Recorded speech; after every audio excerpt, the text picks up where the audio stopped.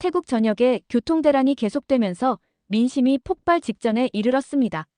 수도 방콕은 매일 아침 출근길마다 수시간씩 차가 멈춰 서고 신호등 오작동으로 인한 크고 작은 사고가 끊이지 않고 있습니다. 모든 문제의 원인이 한국 교통 시스템 철거에 있다는 사실이 알려지자 태국 총리는 긴급 기자회견을 열었습니다. 그는 떨리는 목소리로 고백했습니다. 우리는 더 저렴하다는 이유만으로 세계 최고의 시스템을 버렸습니다. 그리고 지금 한국은 우리의 도움 요청에 이렇게 답했습니다. 신뢰는 한번 깨지면 회복되지 않습니다라고. 이 발언이 전해지자 태국 국민들 사이에서는 분노의 목소리가 터져 나왔습니다.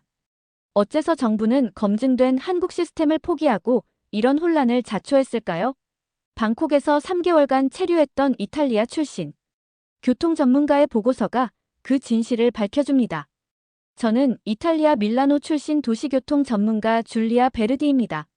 39살에 이미 국제교통연맹의 기술 고문으로 활동하고 있죠. 요즘 가장 큰 프로젝트는 태국과의 도심 교통망 스마트 전환 프로젝트인데 태국 정부의 요청으로 방콕에 파견되었습니다. 비행기에서 내리자마자 후덥지근한 공기가 저를 반겼습니다. 호텔에 짐을 풀고 회의 자료를 다시 한번 검토했어요. 이 프로젝트는 방콕의 혼잡한 교통 상황을 개선하기 위한 것으로 제가 맡은 역할은 기술 자문이었습니다. 회의 첫날 태국 교통부 고위 관계자들과 만났는데 예상치 못한 발표가 있었어요.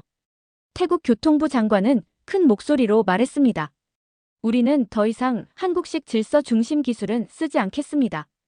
빠르고 유연한 새로운 파트너들과 손을 잡았습니다. 순간 회의실이 조용해졌고 저는 깜짝 놀랐습니다. 한국의 교통 시스템은 세계적으로 인정받는 기술이었거든요. 한국 시스템은 세계에서 가장 정교했는데요. 유럽도 그 시스템을 도입하려 하는데 왜 바꾸시는 거죠? 저는 조심스럽게 물었습니다. 태국 측 관계자는 웃으며 더 효율적인 대안을 찾았습니다. 라고만 답했죠. 회의가 끝나고 호텔로 돌아오는 길에 창밖으로 보이는 방콕의 거리는 여전히 복잡했습니다. 신호등 체계가 약간 어색하게 느껴졌어요. 아마도 한국 시스템에서 다른 시스템으로 전환 중이어서 그런 걸까요?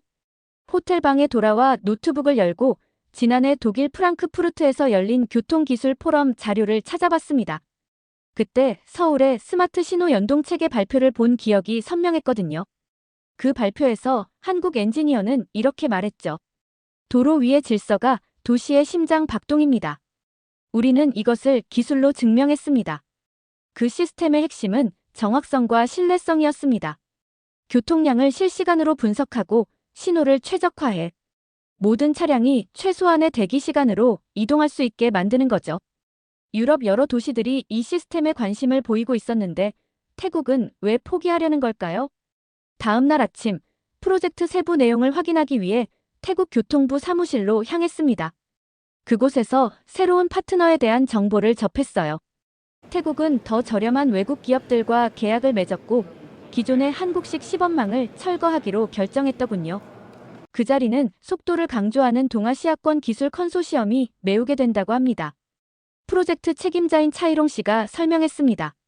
정확성보다 유연성과 확장성이 더 중요합니다. 우리가 선택한 새 시스템은 설치 속도가 빠르고 단기간에 확장이 가능해요. 저는 고개를 갸웃거렸습니다.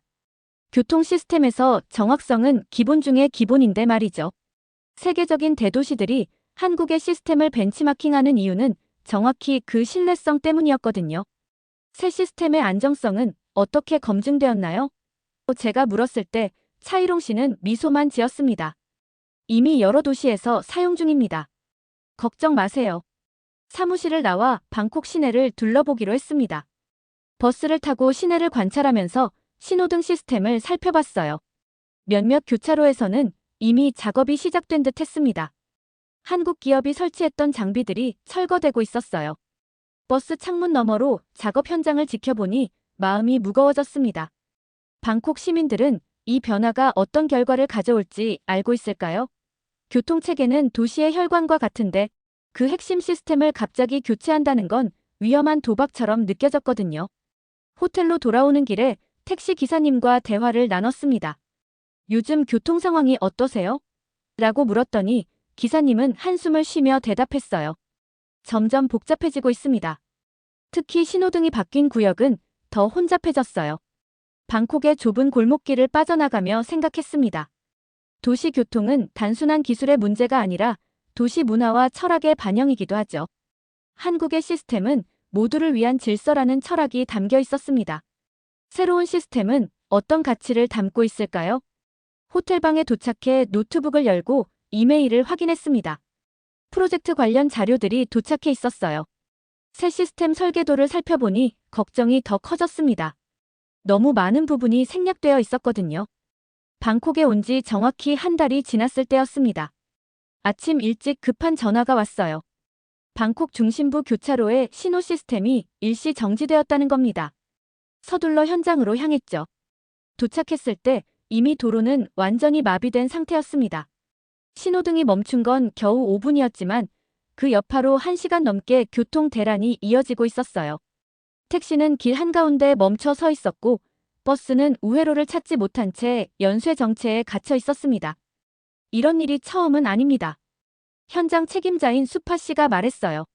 지난주에도 비슷한 문제가 있었지만 금방 해결되었어요. 저는 깊은 한숨을 내쉬며 중얼거렸습니다.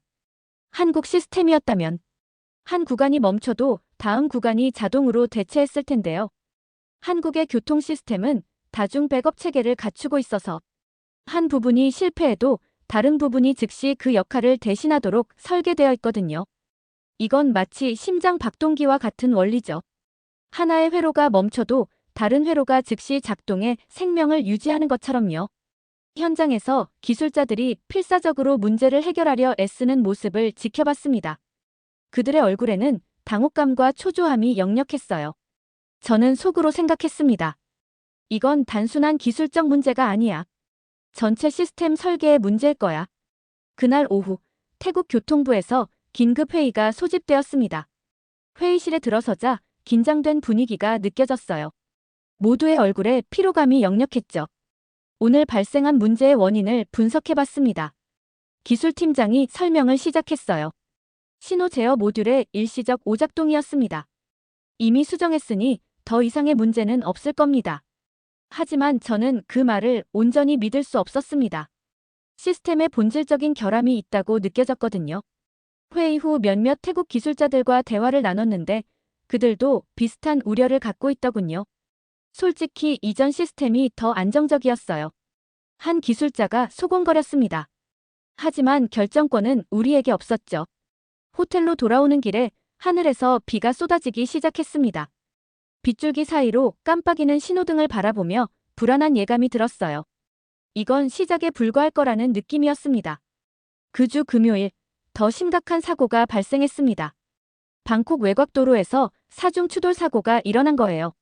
아침 러시아워 시간이었는데 신호체계 오류로 서로 다른 방향에서 오는 차량들이 동시에 출발해버린 것이었습니다.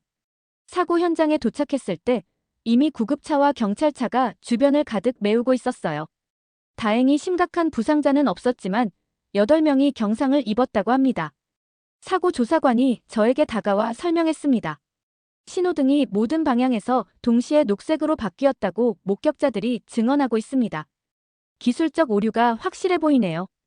긴급 보고서에는 신호 연동 모듈 미연결이라는 기술적 설명이 붙어 있었어요. 보고서를 읽어내려가며 안타까운 마음이 들었습니다. 이건 단순한 기술적 오류가 아니라 시스템 설계 자체의 문제였으니까요. 문제는 기술이 아니에요. 저는 기자들의 질문에 답하며 단호히 말했습니다. 신뢰를 포기한 선택이 문제였죠. 가격과 속도만을 고려한 결정이 이런 결과를 가져왔습니다. 그날 저녁, 태국 교통부 관계자들과의 비공식 만찬이 있었습니다. 분위기는 무거웠어요. 와인 한 잔을 마신 후 부국장인 타논 씨가 조용히 말을 꺼냈습니다. 사실 우리가 기존 설계를 맡았던 한국 기업에 비공식 연락을 시도했습니다. 도움을 요청했죠. 그들의 대답은 어땠나요? 저는 조심스럽게 물었습니다. 타논 씨는 쓴웃음을 지으며 대답했어요. 이미 유럽과 중동 프로젝트로 일정이 꽉 찼다고 하더군요. 다시 돌아갈 이유는 저희가 선택하지 않습니다라고 했습니다. 그 말을 듣는 순간 저는 그들의 대답에서 조용한 단절을 느꼈습니다. 태국의 결정에 대한 한국 측의 실망감이 그대로 전해져 왔어요. 신뢰는 한번 깨지면 회복하기 어려운 법이죠. 식사를 마치고 호텔로 돌아오는 길에 방콕의 밤거리를 걸었습니다. 화려한 네온사인 아래 시민들은 여전히 분주하게 오가고 있었어요. 하지만 도로 위의 차들은 이전보다 더 혼잡하게 느껴졌습니다. 질서가 조금씩 무너지고 있는 듯 했어요. 방에 돌아와 창문을 열고 밤 공기를 마시며 생각했습니다. 도시의 교통 시스템은 마치 인체의 혈관과도 같은 존재입니다. 한번 막히기 시작하면 전체가 위험해질 수 있죠. 방콕은 지금 그 위험한 경계에 서 있는 것 같았습니다. 사고 이후 일주일이 지났지만 상황은 나아지지 않았습니다. 방콕 시민들은 매일 지각과 대기, 정체에 시달리고 있었어요. 스마트폰 앱은 더 이상 정확한 시간 예측을 하지 못했고 택시 호출은 종종 엉뚱한 곳으로 가 있었습니다. 거리를 걸으며 시민들의 대화를 듣다 보면 불만의 목소리가 곳곳에서 들려왔어요. 한 카페에서 두 여성이 나누는 대화가 귀에 들어왔습니다. 예전에는 정시 도착이 당연했는데 요즘은 항상 20분은 일찍 나가야 해. 맞아. 그때 그 시스템 한국 거였지? 왜 바꿨는지 모르겠어. 소셜미디어에는 불만의 글들이 넘쳐났습니다. 해시태그 방콕 교통대란이 트렌드가 되었고 시민들은 정부의 결정에 의문을 제기하기 시작했어요. 태국 정부는 해명 대신 다른 도시 개발 프로젝트로 관심을 돌리려 했습니다. 새로운 관광지 개발, 문화행사 등을 대대적으로 홍보했지만 시민들의 질문은 계속되었어요. 우리가 왜 그들과 손을 잡았던 거죠? 이런 질문이 모든 공개 토론에서 나왔습니다. 한 저녁, 저는 방콕의 유명한 강변 시장을 방문했습니다. 그곳에서 만난 노점상 아주머니가 흥미로운 이야기를 들려주셨어요. 저는 30년 넘게 이 자리에서 장사를 했어요. 교통이 이렇게 혼잡했던 적은 처음입니다. 손님들이 늦게 오고 일찍 가요. 우리 같은 사람들의 생계가 위협받고 있어요. 그분의 말씀에서 교통 시스템이 단순한 기술적 문제가 아니라 도시 전체의 생태계와 연결되어 있다는 사실을 다시 한번 깨달았습니다. 교통 흐름의 붕괴는 경제적, 사회적 영향으로 이어지고 있었어요. 정부 기관에서 일하는 지인을 통해 들은 바로는 내부적으로도 혼란이 계속되고 있다고 합니다. 새 시스템 도입 비용은 예상보다 훨씬 많이 들었고 운영 비용도 지속적으로 증가하고 있었죠. 약속했던 비용 절감은 실현되지 않고 있었습니다. 모든 도시가 자신만의 리듬을 가지고 있습니다. 방콕의 리듬은 혼란스럽게 변하고 있었어요.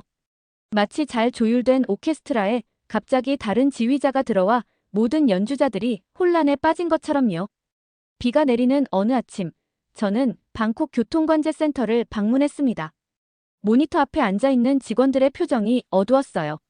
실시간으로 도시의 교통 상황을 보여주는 대형 스크린에는 빨간색으로 표시된 정체 구간이 도시 전체에 퍼져 있었습니다. 이전에는 이런 광범위한 정체가 없었어요. 센터장 피라폰 씨가 설명했습니다. 특히 비 오는 날에는 시스템이 자동으로 신호주기를 조정해 교통 흐름을 원활하게 했었죠. 한국의 시스템은 기상 조건까지 고려해 신호를 조정하는 인공지능 기술이 적용되어 있었다고 합니다. 비가 오거나 눈이 내릴 때, 사고가 발생했을 때 등 다양한 상황에 맞춰 자동으로 대응했던 거죠. 새 시스템은 그런 기능이 없나요? 제가 물었습니다. 피라폰 씨는 고개를 저었어요. 있다고 했지만 실제로는 제대로 작동하지 않습니다. 많은 부분이 여전히 수동 조작에 의존하고 있어요. 관제실을 나와 비를 맞으며 생각했습니다. 기술의 차이는 단순히 기능의 차이가 아니라 철학의 차이였습니다. 한국의 시스템은 사람을 위한 기술이라는 철학이 담겨 있었어요. 모든 상황을 예측하고 시민들의 안전과 편의를 최우선으로 생각하는 설계였죠. 그날 오후, 태국 방송국에서 인터뷰 요청이 왔습니다.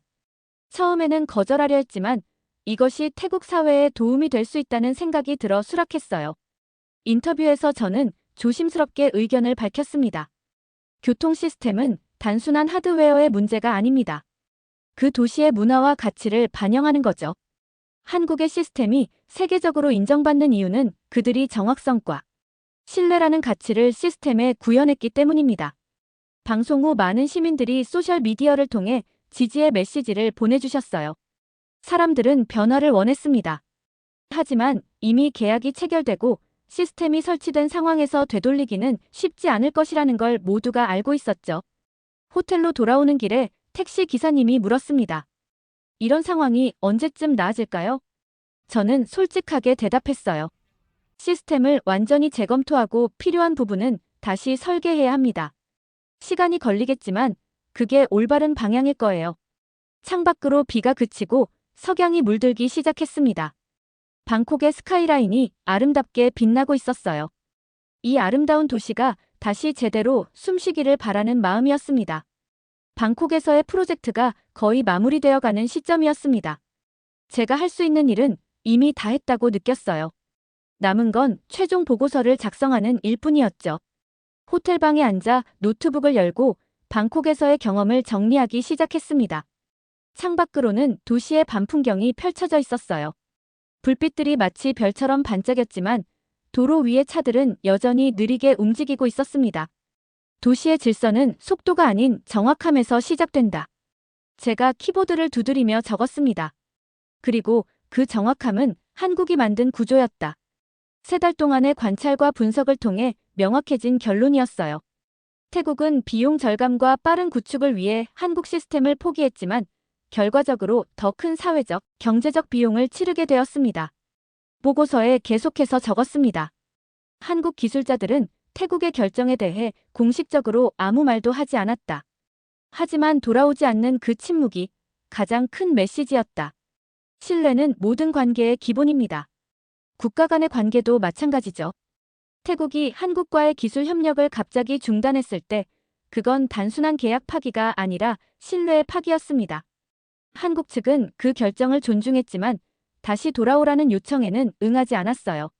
그것이 전문가로서의 자존심이었을 테니까요. 보고서를 마무리하며 마지막 문장을 적었습니다. 도시의 심장은 기술이 아니라 신뢰다. 신뢰할 수 없는 시스템은 결국 도시의 맥박을 멈추게 할 것이다. 다음 날 아침, 최종 보고서를 태국 교통부에 제출했습니다. 담당자인 수타 씨는 보고서를 받으며 쓸쓸한 미소를 지었어요. 솔직한 분석 감사합니다. 우리도 많은 것을 배웠습니다. 수타 씨와 악수를 나누며 물었습니다. 앞으로의 계획은 어떻게 되나요? 그는 잠시 망설이다 대답했어요. 현재 시스템을 최대한 개선하려고 합니다. 완전히 바꾸는 건 현실적으로 어렵습니다. 현실이라는 벽 앞에서 이상적인 해결책은 종종 멀어지곤 합니다. 태국은 당분간 불완전한 시스템과 함께 살아가야 할 것 같았어요. 안타까운 현실이지만 이것도 하나의 교훈이 되겠죠. 마지막으로 방콕의 거리를 걸으며 이 도시와 작별 인사를 나눴습니다. 복잡한 교차로, 화려한 시장, 고즈넉한 사원들. 이 모든 것이 조화롭게 어우러진 도시였어요. 다만 그 맥박이 조금 불규칙해진 상태였습니다. 공항으로 향하는 택시 안에서 창밖을 바라봤습니다.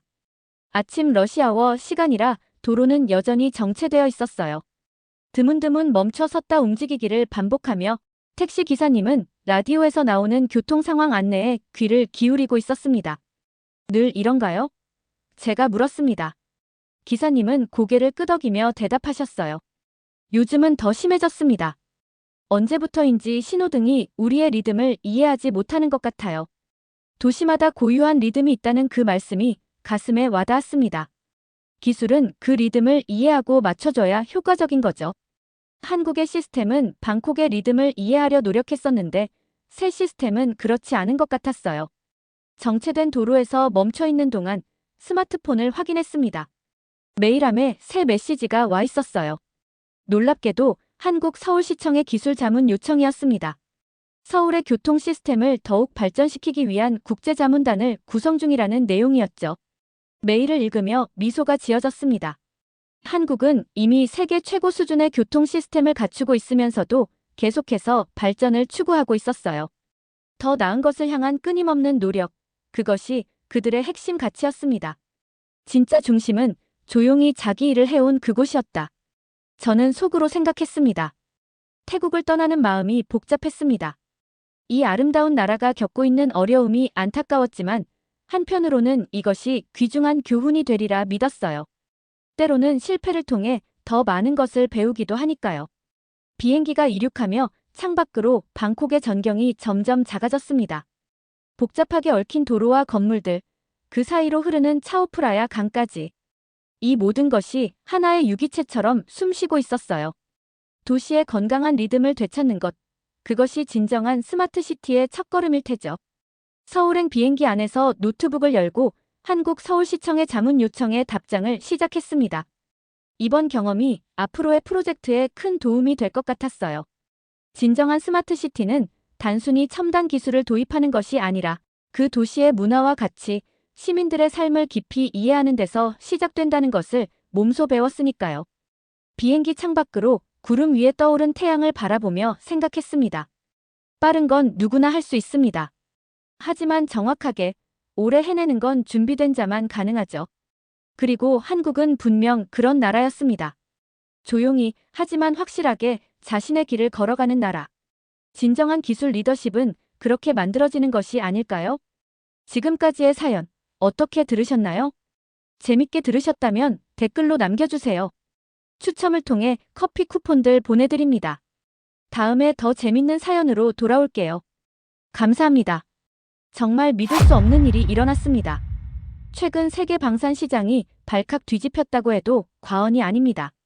나토 회원국들이 긴급 회의를 소집하고 미국과 서방 국가들이 예상치 못한 위기 대응에 나섰다는 소식이 들려왔죠.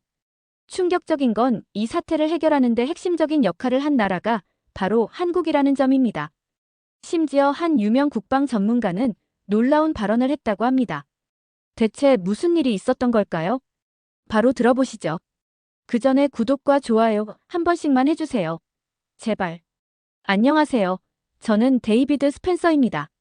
미국 국방부 소속 전략 분석관이죠.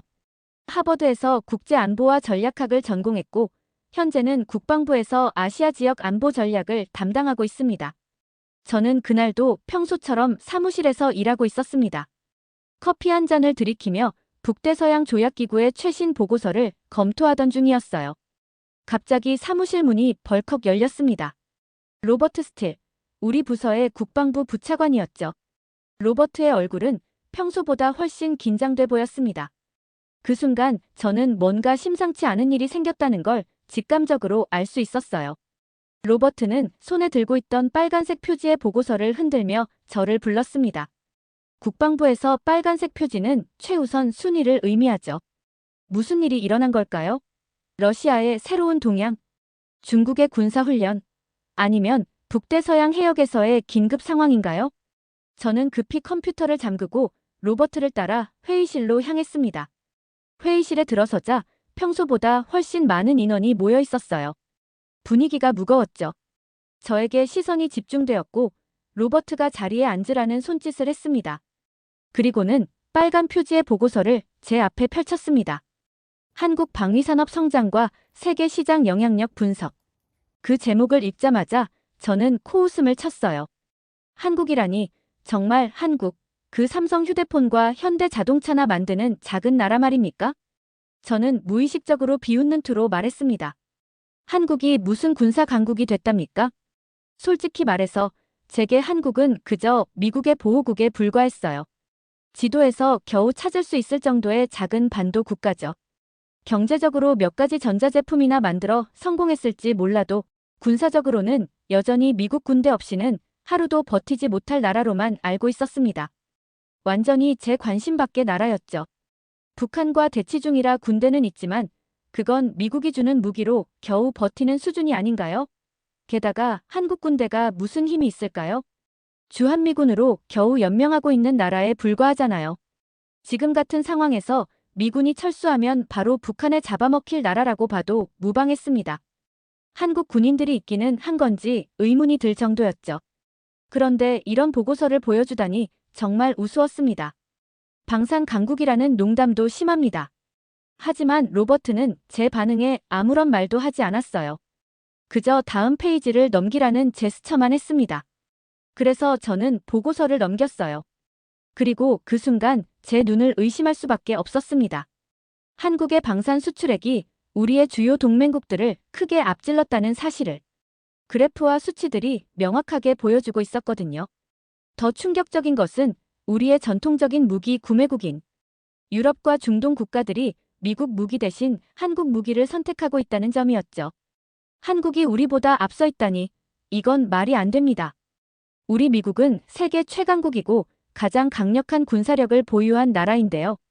반면 한국은 그저 분단국가로 북한이라는 위협에 맞서 방어적 군사력을 가진 나라일 뿐이었습니다. 하지만 가장 경악스러운 말은 이 다음에 나왔습니다. 로버트는 잠시 생각하더니 결정적인 한마디를 던졌어요. 한국으로 가라. 저는 제 귀를 의심했습니다. 한국에 가라고요? 제가요? 죄송합니다만 저는 한국에 갈 수 없습니다. 동아시아 지역은 제 전문 분야가 아니에요. 다른 분석관을 보내는 게 더 적합하지 않을까요? 로버트는 단호하게 고개를 저었습니다. 데이비드, 우리에게 필요한 건 동아시아 전문가가 아니야. 우리에게는 방산 기술과 세계 시장 동향을 제대로 파악할 수 있는 분석관이 필요하네. 그건 바로 자네야. 저는 변명을 시작하려 했지만 로버트가 제 말을 자르며 말했습니다. 이건 요청이 아니라 지시야. 국방부 장관님도 이 사안의 중요성을 인식하고 계시네. 자네의 보고서는 바로 그분의 책상에 올라갈 거야. 이건 자네 경력에도 큰 도움이 될 거라고.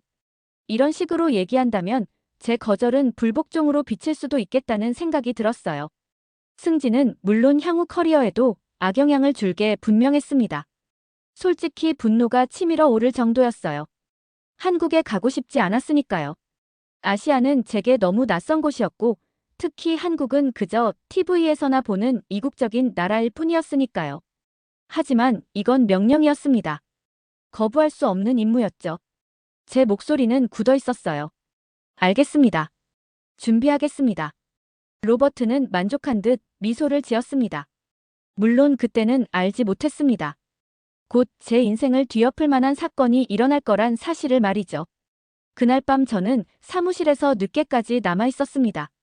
한국이라는 나라가 정말 그렇게 대단한 방위산업을 가지고 있는지 직접 조사해 보기로 했어요. 설마 하는 마음으로 검색을 시작했습니다. 한국 방위산업이라고 검색창에 입력했죠. 처음에는 그저 웃음거리를 찾는 심정이었습니다. 아마 과장된 보도자료나 허황된 선전 정도가 나오겠지 생각했어요. 어쩌면 미국이 준 무기를 살짝 개조해서 자국산인 척하는 그런 것들 말입니다. 그런데 검색 결과는 전혀 예상과 달랐습니다. 믿기 힘든 숫자들이 화면에 나타났어요. 세계 방산 수출국 순위에서 한국이 4위, 우리 미국은 1위, 그 뒤를 러시아, 프랑스가 따르고 있었습니다. 이게 무슨 말도 안 되는 소리지? 더 구체적인 자료를 찾아봤어요. 제 눈에 들어온 것은 K9 자주포였습니다. 이 자주포가 노르웨이, 핀란드, 에스토니아, 호주, 이집트 등 수많은 국가에 수출되어 세계 시장 점유율 1위라고요. 그것도 우리 미국의 동맹국들이 우리 무기 대신 한국 무기를 선택했다니. 저는 중얼거렸습니다. 이건 분명 뭔가 잘못됐다고. 그러나 다음 검색 결과는 더 충격적이었어요. KF-21 전투기, 한국이 독자 개발한 4.5세대 전투기라고 합니다.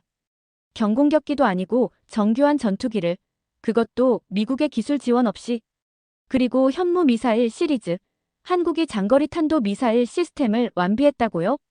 설마 이게 다 한국이 독자 개발한 건가요? 미국이 해준 게 아니라. 저는 머리를 양손으로 쥐었습니다. 사진과 비디오, 기술 사양 자료들을 하나하나 살펴볼수록 현실을 부정할 수 없었어요. 국제방산 전시회 영상에서 전 세계 국가들이 한국 무기 앞에 줄을 서서 계약을 체결하는 모습을 직접 확인했습니다. 그리고 그 무기들의 성능이 미국 제품과 견줄만 하다는 평가들. 저는 생각했습니다. 이게 사실이라면 우리가 지금까지 심각한 실수를 하고 있었던 건가? 제 손이 떨렸습니다. 평생 서구 중심의 세계관을 가지고 살아왔어요. 아시아 국가들은 서구의 기술을 모방하는 수준이라고 생각했죠. 특히 한국 같은 나라는 선진국에서 기술을 수입해서 값싼 노동력으로 제품을 만들어 대파는 그런 나라로만 알고 있었습니다. 그런데 제가 팩트체크를 해보니 모든 것이 사실이 아니었어요. 한국은 이미 첨단 방산 기술 분야에서 독자적인 길을 걷고 있었고 미국을 견제할 정도로 앞서가고 있었습니다. 로버트가 왜 저를 한국에 보내려 하는지 이제 조금 이해가 됐어요. 우리 미국은 변화하는 세계 질서에 뒤처지고 있었던 겁니다. 그날 이후로 한 달이 흘렀습니다. 제 책상 위에는 제가 챙겨준 여행 가방이 놓여 있었어요. 미국 국방부에서 한국 방위산업을 조사하라는 임무를 받은 저는 드디어 출발하는 날이 됐습니다. 워싱턴 덜레스 국제공항 출국장에 앉아 비행기 탑승을 기다리고 있었어요. 제 손에는 한국에 대한 자료들이 가득했습니다. 한 달간 준비한 자료들이죠. 그럼에도 불구하고 마음은 편치 않았습니다. 일종의 불안감이 계속 저를 따라다녔어요. 이게 전부 과장이길 바랍니다. 저는 작게 중얼거렸습니다. 그렇지 않으면 우리가 너무 무지했던 거잖아요. 저뿐만 아니라 미국 국방부 전체가, 아니 서구 세계 전체가 아시아, 특히 한국을 너무 얕잡아봤던 거죠. 탑승 안내 방송이 나왔습니다.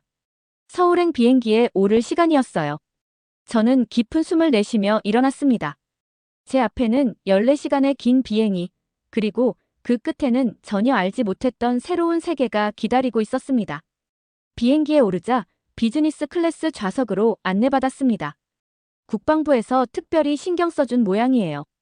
하지만 이런 편안한 좌석도 제 마음의 불안을 덜어주지 못했습니다. 이륙 후 노트북을 펼쳐 준비해온 자료들을 다시 검토했어요. K9 자주포의 기술 사양, KF-21 전투기의 개발 과정, 현무 미사일의 실전 배치 현황까지.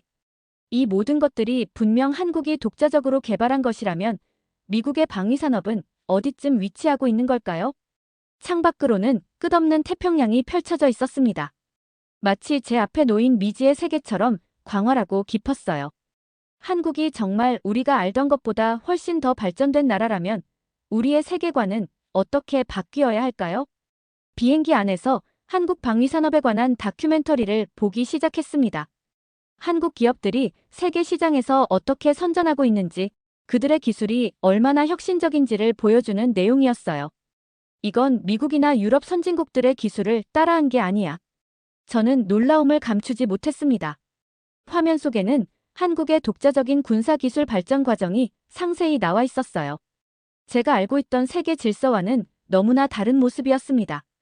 인천국제공항에 착륙한 비행기에서 내리며 저는 창문을 통해 보이는 공항, 터미널의 웅장한 모습에 잠시 넋을 잃었습니다. 단순히 크기만 큰 게 아니라 디자인이 근사했어요. 유리와 철골 구조물이 만들어내는 곡선이 마치 파도처럼 흐르는 것 같았습니다. 비행기에서 내려 탑승교를 지나 터미널로 들어서는 순간 제 눈앞에 펼쳐진 광경에 첫 번째 충격을 받았어요. 출입국 심사대가 보이지 않았기 때문입니다. 대신 유리문 같은 게이트가 줄지어 있었고 사람들이 그냥 통과하고 있었죠. 저도 다른 승객들을 따라 그 게이트로 향했습니다. 제 앞사람이 게이트에 서자 카메라가 얼굴을 스캔하더니 바로 통과시켰고 제 차례가 되자 불안한 마음으로 게이트 앞에 섰습니다. 게이트에서 영어로 안내 음성이 흘러나왔습니다. 여권을 스캐너에 올리자 카메라가 제 얼굴을 인식했고 몇 초 만에 게이트가 열렸어요. 이게 전부였습니다. 긴 줄, 까다로운 질문, 지문 등록 같은 절차가 없었죠. 얼굴 인식만으로 출입국 심사가 완료된 겁니다. 저는 놀라서 중얼거렸어요. 이거 워싱턴보다 낫잖아. 그런데 더 놀라운 일이 기다리고 있었습니다. 출구 쪽으로 걸어가는데 은빛 로봇이 다가왔어요. 이 로봇이 제 이름을 알고 영어로 말을 걸어왔습니다. 아마도 방금 전 출입국 시스템에서 제 정보를 받았나 봅니다. 저는 너무 놀라 말을 잇지 못했어요. 로봇은 계속해서 저를 안내했습니다. 국방부에서 온 김태현 대령이 한 번 출구 쪽에서 기다리고 있다는 내용이었어요. 로봇을 따라 출구로 향했습니다. 공항 내부는 완전히 자동화되어 있었어요. 바닥 청소를 하는 로봇, 음식을 서빙하는 로봇, 심지어 수화물을 운반하는 자율주행 카트까지. 모든 게 미래 영화에서나 볼 법한 광경이었습니다. 출구에 도착하자 한 남자가 제 이름이 적힌 태블릿을 들고 서 있었어요. 단정한 슈트를 입은 그는 제가 다가가자 밝게 웃으며 인사했습니다. 데이비드 스펜서님, 안녕하세요. 김태현 대령입니다. 오늘 혼자서 여기까지 오시느라 고생 많으셨습니다. 김태현 대령의 영어는 완벽했습니다. 미국 발음에 가까웠고 말의 속도나 억양도 자연스러웠어요. 그는 제 가방을 받아들고 밖으로 안내했습니다. 서울까지 가는 동안 간단한 브리핑을 하겠다고 말했죠. 그가 가리킨 차량은 미래에서 온 듯한 디자인이었습니다. 매끈한 선, 유리와 매끈한 표면, 문이 자동으로 열렸고 운전석에는 아무도 없었습니다. 이것이 수소전기 자율주행차입니다. 김태현 대령이 설명했어요. 서울까지는 약 1시간 정도 걸릴 예정입니다. 김태현 대령의 말에 저는 그저 고개만 끄덕였습니다. 아직 충격에서 벗어나지 못한 상태였어요. 차에 올라타자 차량이 스스로 출발했습니다. 소음도 거의 없었죠. 고속도로에 진입하면서 창밖을 바라봤습니다. 도로 위의 차량들 대부분이 조용한 전기차였어요. 소음과 매연이 없는 고속도로라니. 서울로 향하는 길, 전망대에서 도시 전경이 시야에 들어왔습니다. 초고층 빌딩들이 미래 도시처럼 펼쳐져 있었죠. 빌딩 외벽은 모두 태양광 패널로 덮여 있었고 건물들 사이로 푸른 공원과 산책로가 보였습니다. 다음 날 아침 호텔에서 김태현 대령의 안내를 받아 한국 국방부로 향했습니다. 서울 용산구에 위치한 국방부 건물은 미국 국방부처럼 웅장했어요. 보안 검색대를 지나 회의실로 들어서는 순간 저는 또 한 번 놀라움을 금치 못했습니다. 회의실 중앙에는 테이블이 없었어요.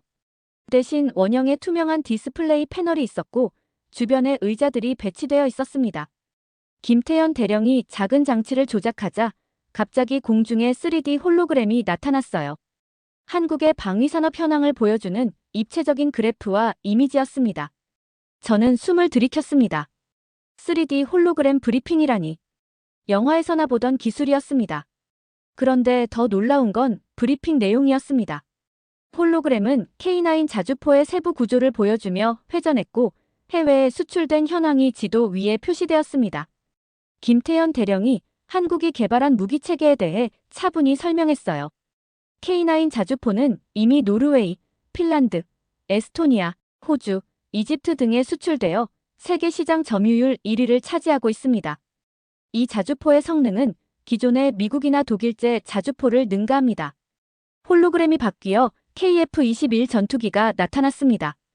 이것은 한국이 독자 개발한 4.5세대 전투기로 첨단 스텔스 기능과 인공지능 전투 시스템을 갖추고 있습니다. 이미 동남아시아 국가들과 수출 계약을 맺었습니다. 장거리 탄도 미사일 현무 시리즈도 소개됐습니다. 사거리 800km 이상의 미사일을 독자 개발했다는 사실이 충격적이었어요.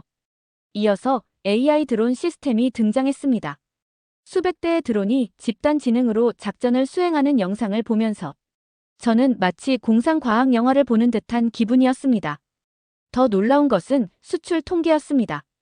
홀로그램이 세계 지도로 바뀌며 한국의 방산 수출 현황을 보여줬습니다. 한국은 이미 세계 4위 방산 수출국이었어요. 미국, 러시아, 프랑스에 이어 4위, 그 뒤를 독일, 영국, 이스라엘이 따르고 있었습니다. 나토 회원국들이 자국 무기 대신 한국 무기를 선택하는 현실이 눈앞에 펼쳐졌어요. 북대서양 조약기구의 회원국들, 우리의 동맹국들이 한국 무기를 선택한다니 도저히 믿기지 않았습니다. 김태현 대령이 차분하게 설명을 이어갔어요. 한국은 단순한 방어 국가가 아닙니다. 이미 세계 4위 방산 수출국이며 유럽 국가들도 한국산 무기를 채택하고 있습니다. 그의 말을 들으며 저는 충격에 빠졌습니다. 제가 평생 믿어왔던 아시아는 서구보다 뒤처져 있다는 생각이 완전히 무너지고 있었어요. 이건 단순한 기술 추격이 아니었습니다. 한국은 이미 많은 분야에서 서구를 앞서가고 있었어요. 국방부 회의실을 나오면서 제 세계관이 크게 흔들리고 있었습니다. 서구 중심적 사고가 무너지고 새로운 현실이 눈앞에 펼쳐지고 있었어요. 김태현 대령이 저를 별도의 화상 회의실로 안내했습니다. 스펜서 씨, 지금부터 미국 국방부 동아시아 전략 담당 마이클 스콥과 화상 회의가 있을 예정입니다. 미국 국방부에서도 참여하십니다. 화상 회의실에 들어서자 대형 스크린에는 이미 2개의 창이 열려 있었어요. 하나는 제가 잘 아는 미국 국방부의 회의실이었습니다. 로버트도 보였죠. 다른 하나는 미국 국방부의 또 다른 회의실이었습니다. 마이클 스콧이 서류를 정리하고 있었어요. 데이비드, 잘 지내고 있나? 로버트가 반갑게 인사했습니다. 한국은 어떤가? 우리가 생각했던 것보다 놀라운 곳이지. 제가 대답하기도 전에 마이클 스콧이 대화에 끼어들었습니다. 그는 40대 중반으로 보이는 날카로운 인상의 남자였어요. 데이비드 스펜서 씨, 만나서 반갑습니다. 마이클 스콧입니다. 미 국방부 동아시아 전략 담당이죠.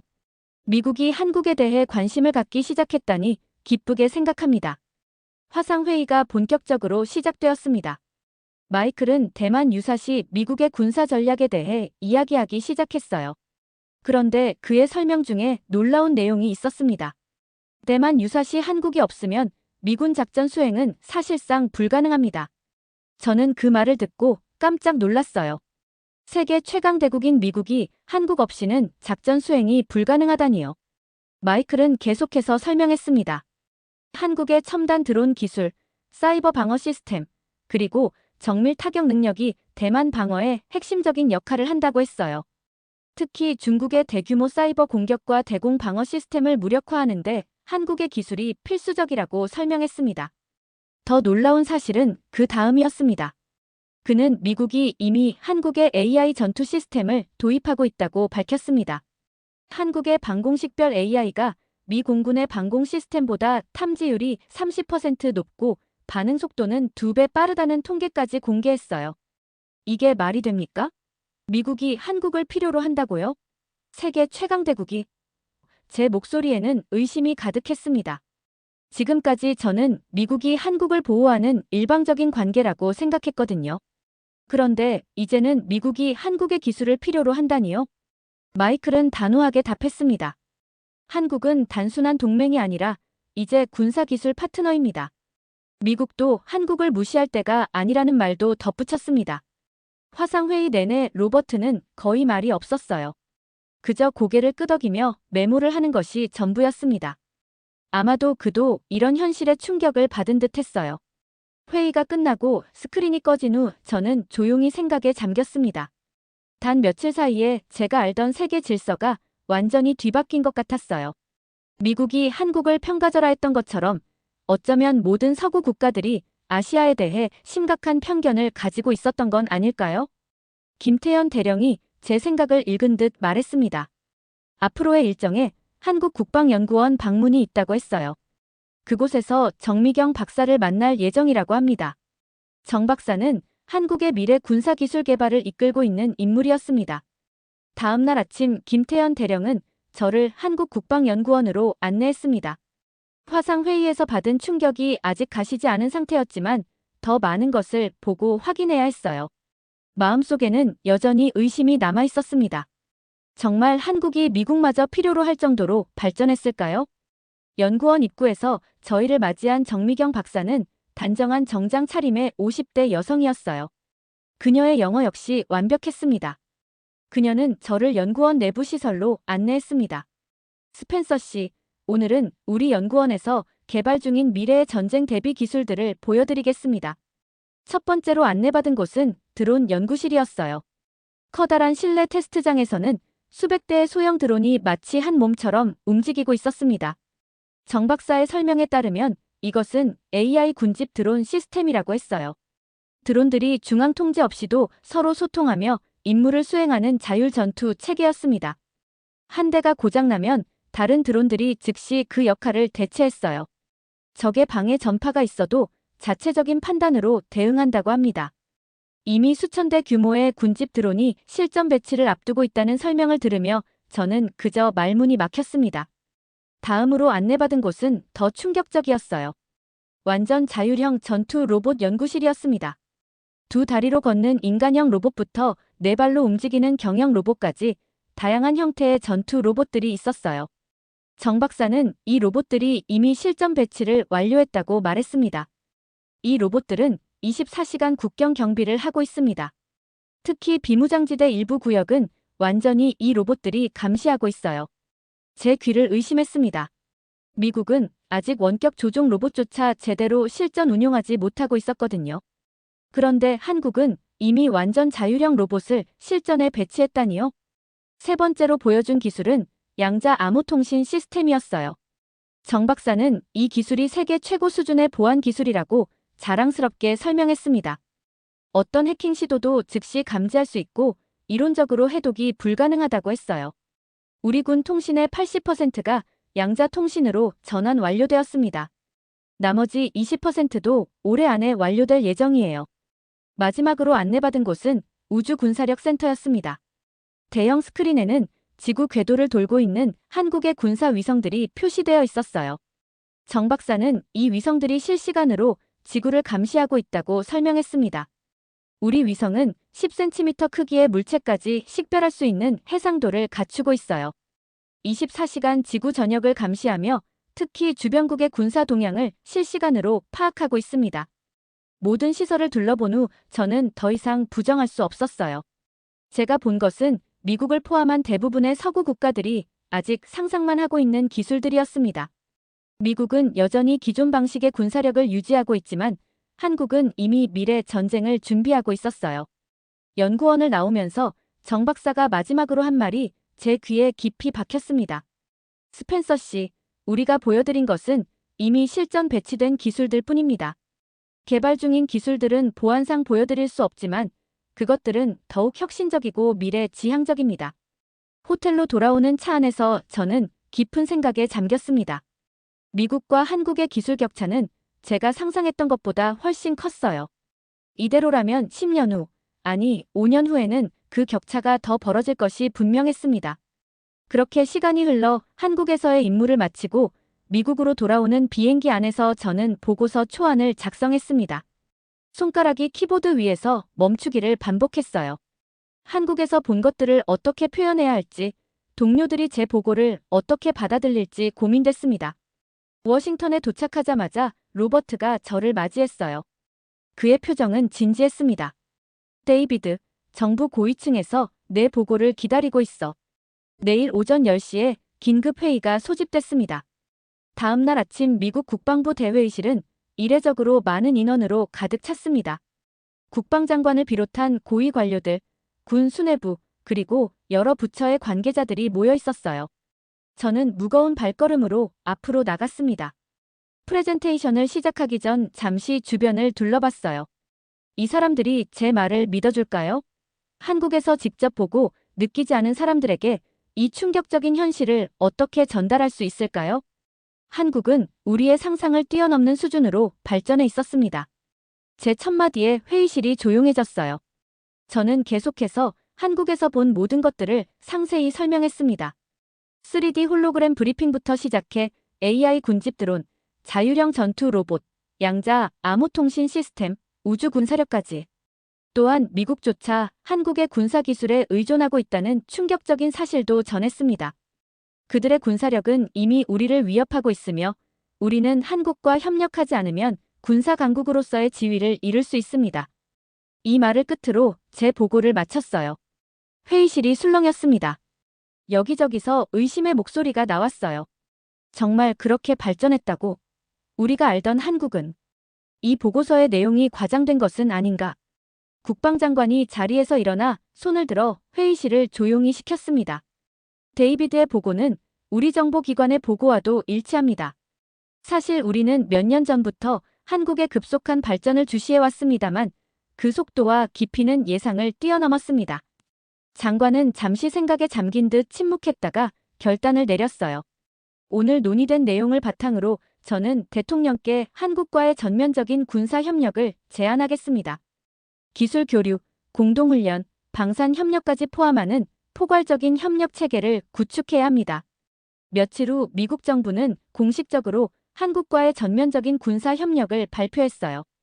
뉴스에서는 이 발표가 과거 미국의 아시아 정책에 있어 역사적인 전환점이라고 평가했습니다. 그리고 발표 다음 날 저는 로버트의 사무실로 호출됐습니다. 로버트는 문을 두드리며 미소 지었습니다. 수고했네, 데이비드. 자네의 보고가 정부의 결정에 결정적인 역할을 했어. 그러더니 로버트는 제 앞에 새 프로젝트 파일을 내려놓았어요. 자네가 이 프로젝트를 책임지게 될 걸세. 한국과의 군사협력 프로그램을 총괄하는 역할이야. 앞으로 한국을 더 자주 방문하게 될 걸세. 저는 파일을 받아들며 고개를 끄덕였습니다. 로버트의 사무실을 나와 창밖을 바라봤어요. 워싱턴의 평화로운 풍경이 펼쳐져 있었습니다. 제가 한국으로 출발하기 전 저는 우리가 아시아에서 배울 것이 없다고 믿고 있었어요. 그런 오만함이 얼마나 위험한지를 이제야 깨달았습니다. 사무실로 돌아오는 길에 저는 결심했어요. 이제는 우리가 한국을 배워야 할 때입니다. 단순히 기술만이 아니라 그들의 혁신 정신, 도전 정신, 그리고 미래를 준비하는 자세까지. 미국이 세계 무대에서 계속 중요한 역할을 하려면 우리는 변화해야 합니다. 그리고 그 변화는 바로 지금 제 손으로부터 시작되는 것입니다. 저는 한국에서 보낸 마지막 순간을 떠올렸습니다. 김태현 대령과 악수를 나누며 했던 말이 생각났어요. 이제 우리가 배울 차례인가 봅니다. 그 말은 단지 상대방을 향한 공손한 인사가 아니었습니다. 그것은 제 세계관의 완전한 변화를 의미했습니다. 한국은 더 이상 우리가 보호해야 할 작은 동맹국이 아니라 함께 이끌어갈 파트너였습니다. 세계 군사 질서를 바꿀 수 있는 나라였습니다. 제가 한국에 첫 발을 디뎠을 때만 해도 상상조차 못했던 현실이 이제는 명백한 진실로 제 앞에 서 있었습니다. 그리고 이 진실을 받아들이는 것이 우리 미국의 미래를 위한 첫걸음이었습니다. 지금까지의 사연 어떻게 들으셨나요? 재밌게 들으셨다면 댓글로 남겨주세요. 추첨을 통해 커피 쿠폰을 보내드립니다. 다음에 더 재밌는 사연으로 돌아올게요. 감사합니다.